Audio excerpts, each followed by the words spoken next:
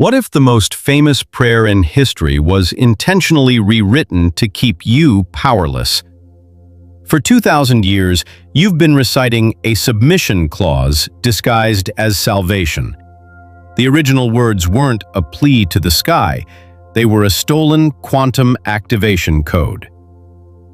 Have you ever found yourself completely shattered, kneeling on the cold floor in the darkest hours of your life, whispering the most famous prayer in human history, only to be met with a chilling, deafening silence?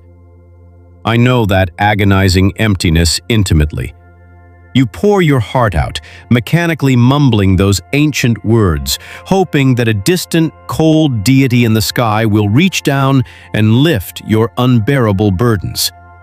But all you hear is the echo of your own breaking heart. What if I told you that this terrifying silence is not a sign of your unworthiness, nor proof that God has abandoned you, but rather the most shocking symptom of a stolen truth? The words you have been taught to memorize, the very syllables you have clung to for salvation since you were a child, were deliberately rewritten to keep you chained. You have not been praying for liberation. You have been reciting a submission clause designed by an ancient institutional matrix of control. Before we unravel this 2,000-year-old deception and return this stolen cosmic artifact back into your hands, please take a moment to subscribe to our channel.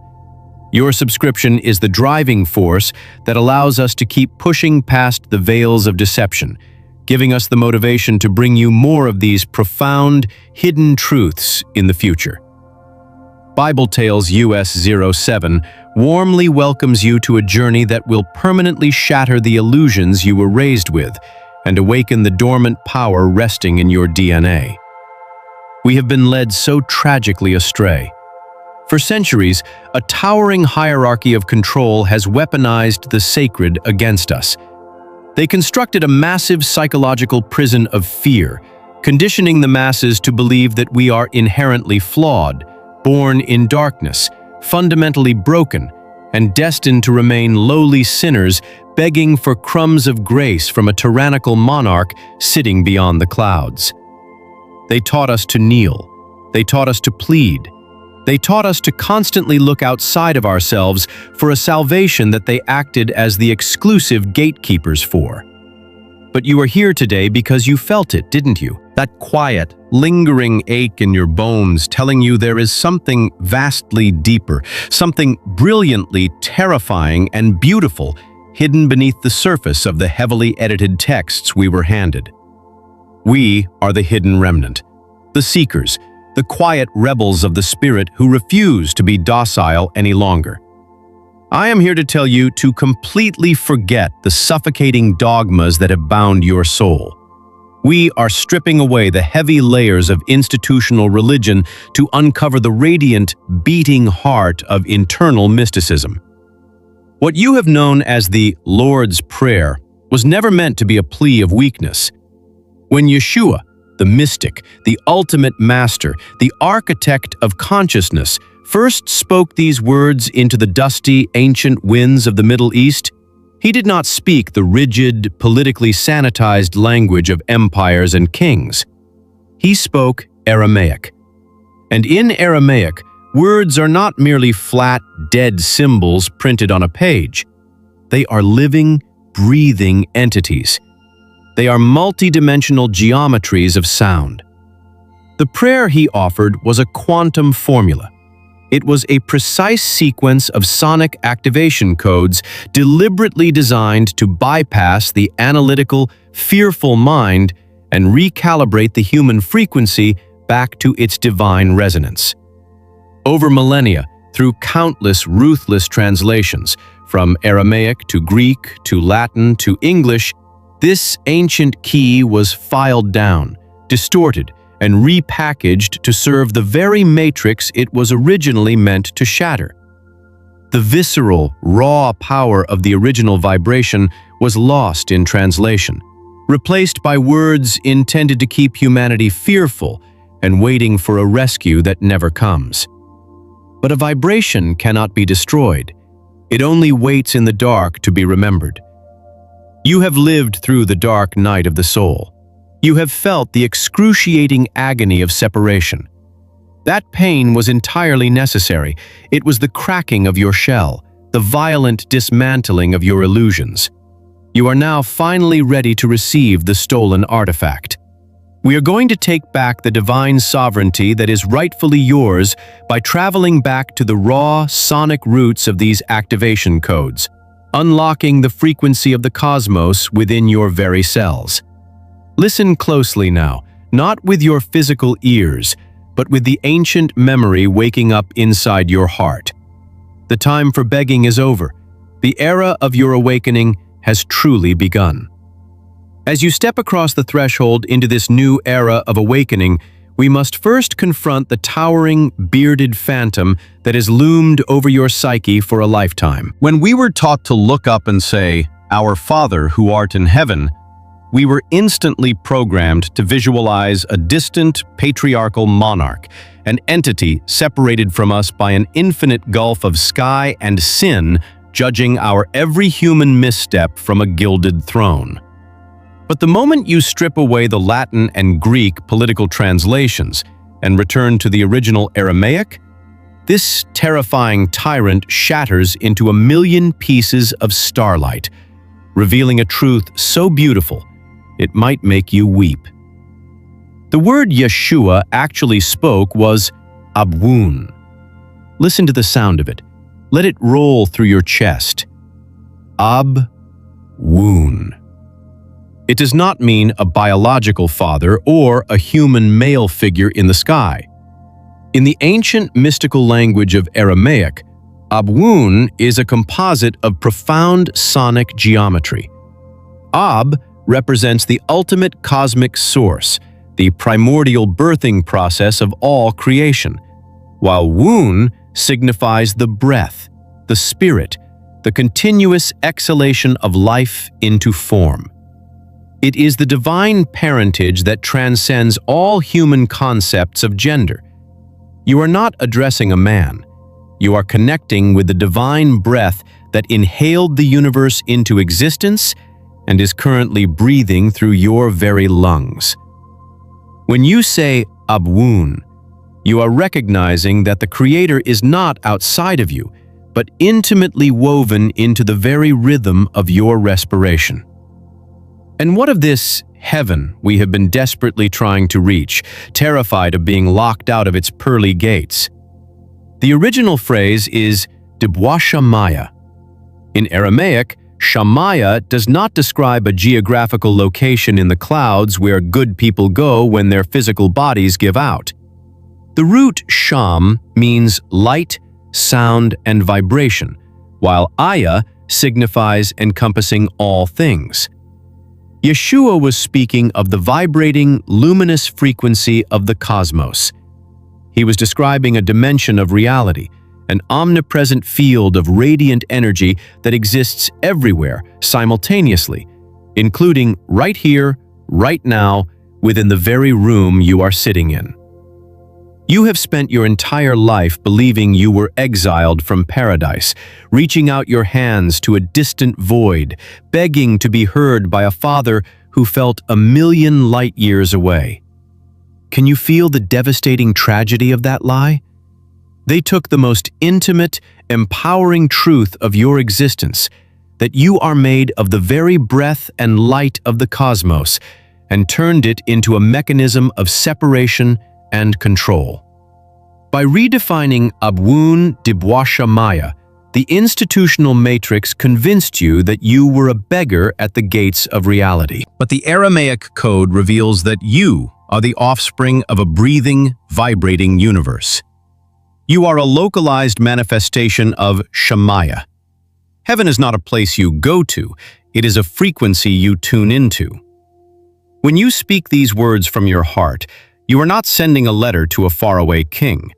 You are striking a tuning fork within your own DNA, commanding your cells to remember their origin. You are consciously aligning your biological rhythms with the heartbeat of the cosmos, recognizing that the source of all that is, was, and ever will be is beating fiercely inside your own chest. waiting for you to simply acknowledge its presence. To bridge this profound realization of your cosmic origins with the messy reality of your human experience, we must understand how to anchor this radiant frequency into our physical vessels. The next sequence of this ancient activation code was handed down to us as, "Hallowed be thy name, thy kingdom come, thy will be done on earth as it is in heaven," which sounds exactly like a pledge of allegiance to a conquering empire, demanding absolute submission to a foreign ruler. I remember the heavy, sinking feeling in my stomach as a child, reciting those lines, feeling as though I was voluntarily erasing my own identity and desires to appease a jealous God. But once again, the Aramaic reveals a breathtaking process of internal alchemy rather than a demand for blind obedience. The phrase we know as, "Hallowed be thy name," is Nethkadash Shmach. In the mystical Aramaic worldview, to make something holy is not to put it on a pedestal and bow down to it in fear. The root word kadash means to sweep out, to clear a space, to make a pristine, empty room. And shmach refers to the vibration, the sound, or the essence of the divine. Yeshua was giving us a psychological and spiritual instruction. He was saying, clear out the chaotic clutter of your mind. Sweep away the endless anxieties, the petty grievances, and the manufactured fears of the ego, so that the purest vibration of the cosmos can actually enter you and find a place to rest. This is not about worshiping a name. It is about preparing your internal architecture to hold a massive influx of light. You cannot pour pure water into a cup filled with mud. Nethkadash Shmach is the act of emptying the vessel. And once the vessel is clear, we invite the power in with Tete Malkuthach. Translated as, "Thy kingdom come," this Aramaic phrase has nothing to do with waiting for an apocalyptic event where a savior descends from the sky to establish a political regime on earth. Malkuthach derives from a root that means the "I can" principle, the sovereign, creative, empowering capacity of the soul. It is the divine royalty that rests dormant within you. You are invoking your own highest spiritual potential. You are commanding the divine sovereignty to rise up from the depths of your being and take its rightful place on the throne of your consciousness. Following this is Nechwet Sevyanach Aikana de Boashamaya Ach Ba'archa. We were told this means, "Thy will be done on earth as it is in heaven," conditioning us to passively accept whatever tragedies befall us as simply being God's mysterious will. But the Aramaic word tsevyanach means deep desire, a longing, a creative intention. It is the passionate yearning of the cosmos to express itself in physical form. The prayer is a unifying mechanism. It is asking that the grand, beautiful, harmonious desire of the universe, the light and sound of Shamaya, be intimately married to the dense, physical reality of Arha, the earth, our bodies, our daily lives. You are not bowing your head and giving up your free will to a dictator. You are standing incredibly tall, feet firmly planted in the mud of this planet, head reaching into the stars, and declaring yourself the bridge. You are the conduit. You are saying, let the highest, most brilliant frequency of love and creation flow through my physical hands, my voice, my actions today. It is a profound responsibility, a crowning of the sovereign within you. The Matrix wanted you to believe the kingdom was a gated community in the afterlife that you might gain entry to if you behaved. Yeshua taught that the kingdom is an active state of creative empowerment surging through your veins, waiting for your permission to completely remake the world around you. Having firmly established our bodies as the living bridge between the cosmos and the earth, we now turn to the incredibly practical matter of sustaining this intense frequency in a world designed to drain us. The survival of the spirit in a dense, demanding physical realm requires fuel, which brings us to the plea, "Give us this day our daily bread," and the deeply loaded condition, "Forgive us our trespasses, as we forgive those who trespass against us." For centuries, this translation has kept humanity trapped in a cycle of mere physical survival and endless, agonizing guilt. We were taught to beg for our basic necessities, viewing God as a stingy landlord doling out rations, and then we were forced to grovel for the erasure of our intrinsic sinfulness. But you are not a sinner begging for a crust of bread, and the Aramaic proves this beyond a shadow of a doubt.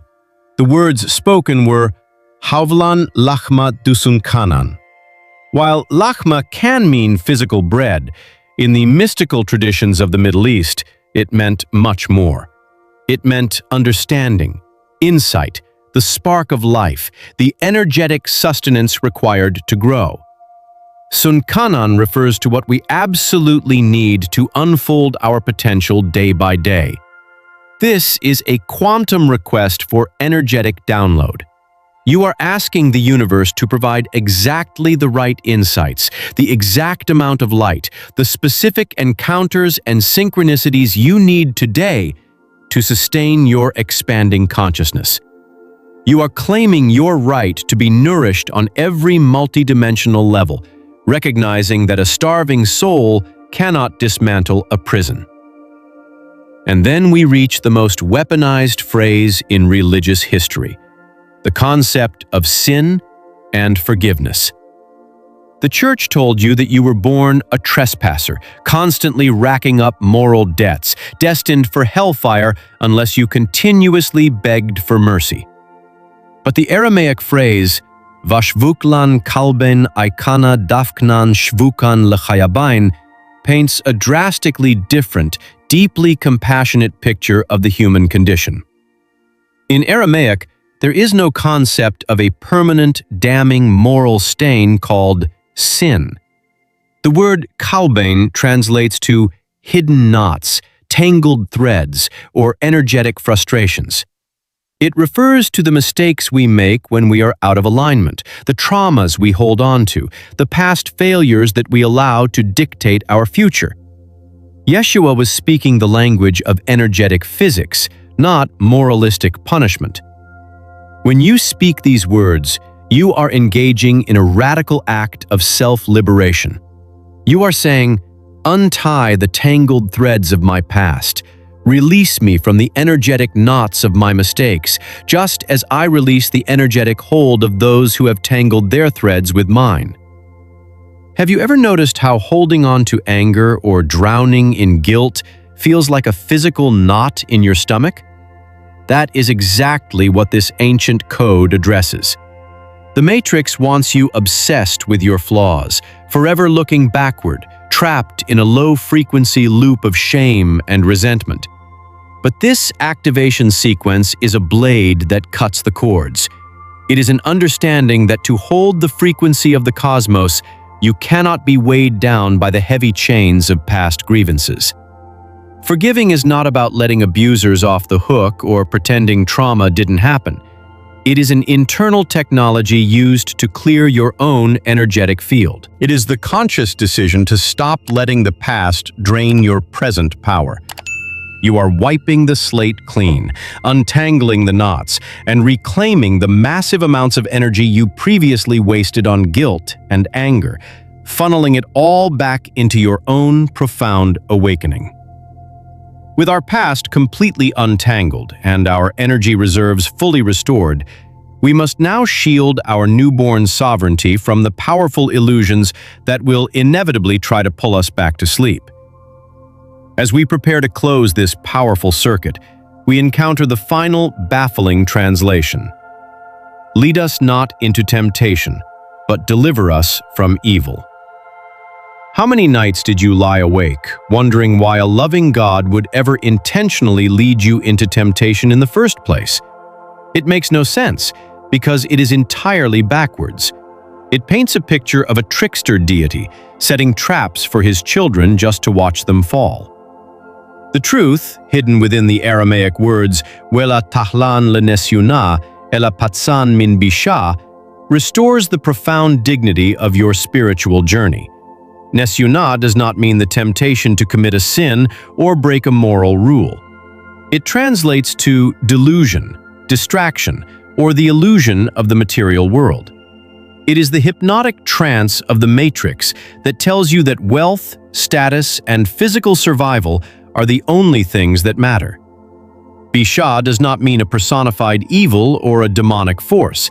It means an unripe action, something done at the wrong time, out of alignment with the natural flow of the cosmos.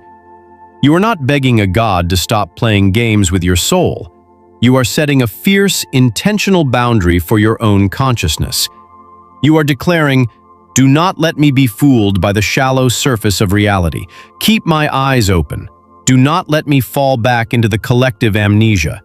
Free me from the urge to act out of fear, from forcing outcomes, and from clinging to the unripe, unaligned distractions of this world."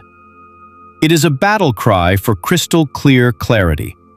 You are commanding your mind to stay sharp, to pierce through the heavy illusions of consumerism, fear-mongering, and societal programming. You are securing the perimeter of your awakened state, ensuring that the light you have drawn down into your vessel is not squandered on the trivial, empty pursuits of a sleeping society. We have finally stripped away the heavy iron chains of dogmatic translation. The prayer you were taught was a cage, but the original resonance is the key that unlocks it. You are no longer a miserable sinner pleading for a distant king to spare you. You are the offspring of the cosmic breath. You are the sacred vessel, cleared and ready to hold the light of 1,000 stars. You are the sovereign monarch of your own reality, untangling the knots of the past and refusing to be seduced by the illusions of the present. This is who you have always been, beneath the layers of conditioning and fear. This is the truth that has been waiting patiently in the dark night of your soul, ready to ignite. The ancient sonic architecture has been rebuilt within you today. Take this stolen artifact, this reclaimed quantum formula, and breathe it into the foundation of your daily life. Feel the profound shift in your cells as you walk through this world no longer as a victim of circumstance, but as a deliberate architect of consciousness. You have the power to break the matrix simply by remembering who and what you truly are. Breathe in the Abun, hold the light of Shamaya, and step boldly into the magnificent, terrifying beauty of your own boundless potential. The universe has been waiting an eternity for you to finally wake up. The exploration of these ancient Aramaic roots offers a transformative perspective on a widely known prayer, shifting it from a plea to an external authority into an internal practice of mindfulness and self-empowerment. Rather than perceiving humanity as separated from the divine or permanently burdened by past mistakes, this interpretation encourages viewing the broader energy of life as something deeply intertwined with our own existence. By reevaluating these traditional words, the text suggests that concepts like heaven and sin can be understood not as distant geographical places or permanent moral stains, but as states of awareness and emotional knots that can be untangled through conscious effort. This reframing invites a journey of psychological liberation. It proposes that true sovereignty comes from intentionally clearing the mind of daily anxieties, releasing the heavy burdens of past grievances, and staying vigilant against the superficial distractions of modern society. Ultimately, this perspective highlights a profound shift in a spiritual framework, moving away from feelings of guilt, limitation, and fear, and stepping toward a mindset grounded in profound self-responsibility, inner clarity, and a deep, harmonious connection to the natural rhythms of the world. Embracing this viewpoint fosters resilience, encouraging individuals to become active, conscious participants in shaping their own well-being. True empowerment and peace come from looking inward rather than seeking validation or rescue from external sources. You possess the inner resources necessary to clear your mental space, release the heavy emotional anchors of the past, and connect deeply with a self-directed sense of purpose. Take a few moments each day to simply focus on your breath. View it not just as a biological function, but as an active connection to the present moment and the broader rhythm of life. Practice daily mental hygiene. Use journaling or meditation to sweep out petty grievances, anxieties, and mental clutter so you have the emotional space to focus on what truly matters. Recognize that holding on to anger or guilt drains your personal energy. When you feel resentment, consciously choose to let it go, not to validate whoever caused the harm, but to reclaim your own mental energy and free yourself from the past. Be vigilant against the illusions of modern life, such as endless doom scrolling, consumerism, and superficial comparisons. Focus your time and energy on actions that align with your genuine values and personal growth. Which part of this perspective on inner sovereignty and untangling the past resonates with you the most right now? Please share your thoughts in the comments below so we can all learn and grow from each other's insights. If you found value in this discussion and want to help us create more meaningful content, please subscribe to the channel. Your support gives us the motivation to keep bringing you deep, inspiring videos.